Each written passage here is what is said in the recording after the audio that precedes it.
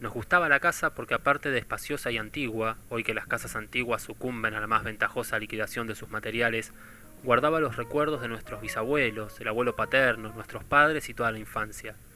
Nos habituamos Irene y yo a persistir solos en ella, lo que era una locura, pues en esa casa podían vivir 8 personas sin estorbarse. Hacíamos la limpieza por la mañana, levantándonos a las 7, y a eso de las 11 yo le dejaba a Irene las últimas habitaciones para repasar y me iba a la cocina. Almorzábamos al mediodía, siempre puntuales, ya no quedaba nada por hacer fuera de unos platos sucios. Nos resultaba grato almorzar pensando en la casa profunda y silenciosa y cómo nos bastábamos para mantenerla limpia. A veces llegábamos a creer que era ella la que no nos dejó casarnos. Irene rechazó 2 pretendientes sin mayor motivo. A mí se me murió María Esther antes que llegáramos a comprometernos. Entramos en los 40 años con la inexpresada idea de que lo nuestro, simple y silencioso matrimonio de hermanos, era necesaria clausura de la genealogía sentada por nuestros bisabuelos en nuestra casa.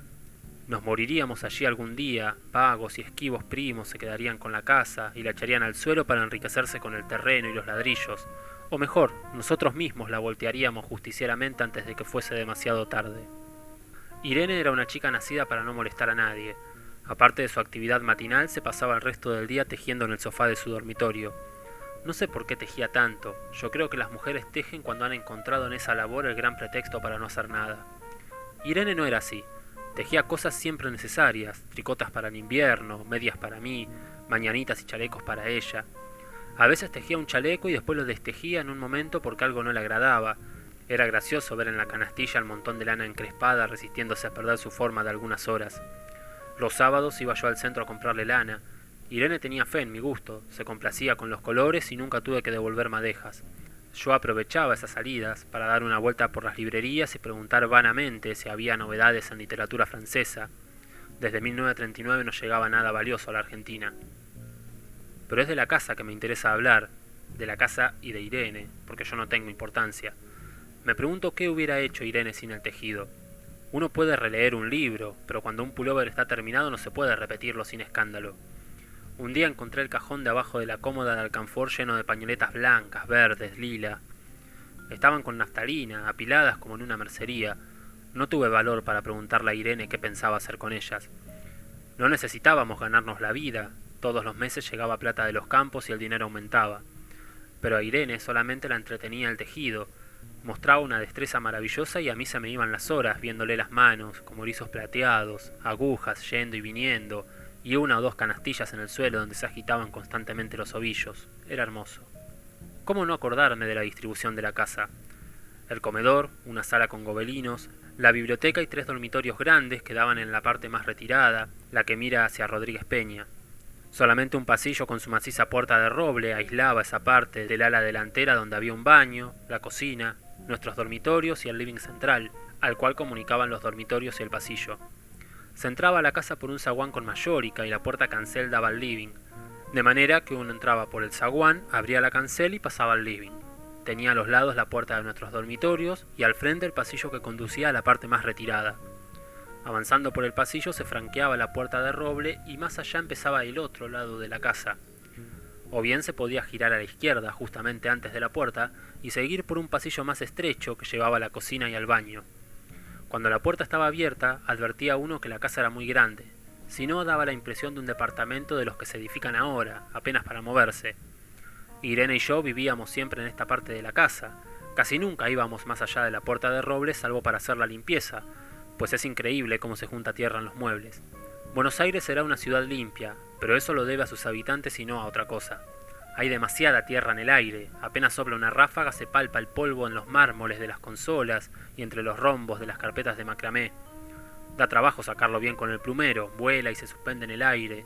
Un momento después se deposita de nuevo en los muebles y los pianos. Lo recordaré siempre con claridad porque fue simple y sin circunstancias inútiles. Irene estaba tejiendo en su dormitorio, eran las 8 de la noche y de repente se me ocurrió poner al fuego la pavita del mate. Fui por el pasillo para enfrentar la entornada puerta de roble y daba la vuelta al codo que llevaba a la cocina cuando escuché algo en el comedor o en la biblioteca. El sonido venía impreciso y sordo, como un volcarse de silla sobre la alfombra o un ahogado susurro de conversación. También lo oí, al mismo tiempo o un segundo después, en el fondo del pasillo que traía desde aquellas piezas hasta la puerta. Me tiré contra la pared antes de que fuera demasiado tarde, la cerré de golpe apoyando el cuerpo. Felizmente la llave estaba puesta de nuestro lado y además corrí el gran espejo para más seguridad. Fui a la cocina, calenté la pavita y cuando estuve de vuelta con la bandeja del mate le dije a Irene: tuve que cerrar la puerta del pasillo. Han tomado la parte del fondo. Dejó caer el tejido y me miró con sus graves ojos cansados. ¿Estás seguro? Asentí. Entonces, dijo recogiendo las agujas, tendremos que vivir de este lado. Yo cebaba el mate con mucho cuidado, pero ella tardó un rato en reanudar su labor. Me dijo que me tejía un chaleco gris, a mí me gustaba ese chaleco. Los primeros días nos pareció penoso porque ambos habíamos dejado en la parte tomada muchas cosas que queríamos.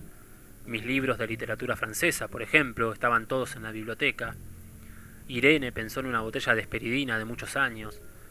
Con frecuencia, pero esto solamente sucedió los primeros días, cerrábamos algún cajón de las cómodas y nos mirábamos con tristeza. No está aquí.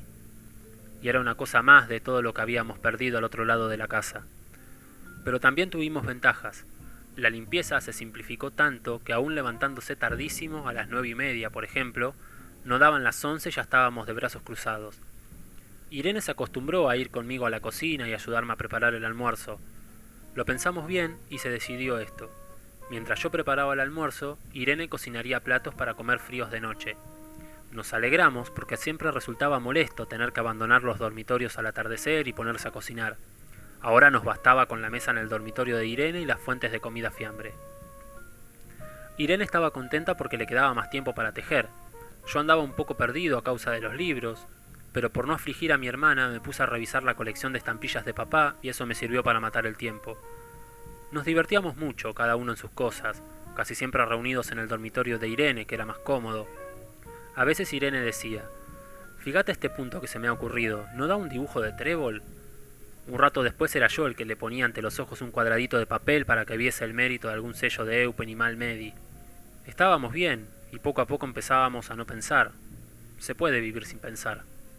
Cuando Irene soñaba en voz alta, yo me desvelaba enseguida. Nunca pude habituarme a esa voz de estatua o papagayo, voz que viene de los sueños y no de la garganta. Irene decía que mis sueños consistían en grandes sacudones que a veces hacían caer el cobertor. Nuestros dormitorios tenían el living de por medio, pero de noche se escuchaba cualquier cosa en la casa. Nos oíamos respirar, toser, presentíamos el ademán que conduce a la llave del velador, los mutuos y frecuentes insomnios. Aparte de eso, todo estaba callado en la casa. De día eran los rumores domésticos, el roce metálico de las agujas de tejer, un crujido al pasar las hojas del álbum filatélico. La puerta de roble, creo haberlo dicho, era maciza. En la cocina y el baño, que quedaban tocando la parte tomada, nos poníamos a hablar en voz más alta e Irene cantaba canciones de cuna. En la cocina hay demasiados ruidos de loza y vidrios para que otros sonidos irrumpan en ella. Muy pocas veces permitíamos allí el silencio, pero cuando tornábamos a los dormitorios y al living, entonces la casa se ponía callada y a media luz. Hasta pisábamos despacio para no molestarnos. Yo creo que era por eso que de noche, cuando Irene empezaba a soñar en alta voz, me desvelaba enseguida. Es casi repetir lo mismo salvo las consecuencias. De noche siento sed, y antes de acostarnos le dije a Irene que iba hasta la cocina a servirme un vaso de agua. Desde la puerta del dormitorio, ella tejía, oí ruido en la cocina. Tal vez en la cocina o tal vez en el baño, porque el codo del pasillo apagaba el sonido. A Irene le llamó la atención mi brusca manera de detenerme y vino a mi lado sin decir palabra. Nos quedamos escuchando los ruidos, notando claramente que eran de este lado de la puerta de roble, en la cocina y el baño, o en el pasillo mismo, donde empezaba el codo casi al lado nuestro. No nos miramos siquiera. Apreté el brazo de Irene y la hice correr conmigo hasta la puerta cancel sin volvernos hacia atrás.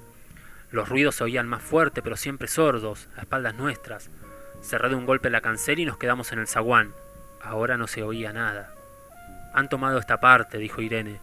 El tejido le colgaba de las manos y las hebras iban hasta la cancel y se perdían abajo. Cuando vio que los ovillos habían quedado del otro lado, soltó el tejido sin mirarlo. «¿Tuviste tiempo de traer alguna cosa?», le pregunté inútilmente. «No, nada. Estábamos con lo puesto. Me acordé de los 15.000 pesos en el armario de mi dormitorio. Ya era tarde ahora. Como me quedaba el reloj pulsera, vi que eran las 11 de la noche. Rodeé con mi brazo la cintura de Irene, yo creo que ella estaba llorando, y salimos hacia la calle. Antes de alejarnos tuve lástima, cerré bien la puerta de entrada y tiré la llave a la alcantarilla.